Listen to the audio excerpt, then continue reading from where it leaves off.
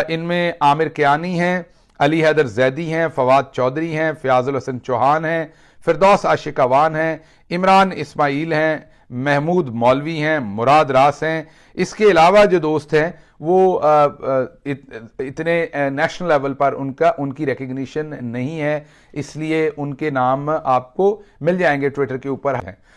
तो आज इमरान खान साहब और पार्टी की आला क़यादत की डायरेक्शन पर जो सेक्रेटरी जनरल हैं उमर अयूब, उन्होंने नोटिफिकेशन निकाल दिए हैं। इन तमाम लोगों को फारिग कर दिया गया है, निकाल दिया गया है। पहली बात तो आप में से बहुत सारे लोग ये सवाल करते थे कि अच्छे दिनों के अंदर किसको तहरीक इंसाफ रिकंसिडर कर सकती है, कप्तान किस शख्स को पार्टी में वापस लेने का सोच सकते हैं अगर कभी सोचेंगे छोड़ के जाने वालों में, और किसको नहीं। ये अक्सर सवाल होता था मेरे से भी, बाकी भी हर जगह डिस्कस होता था। इमरान खान साहब से हर जगह पर हर इंटरव्यू में यह बात पूछी जाती थी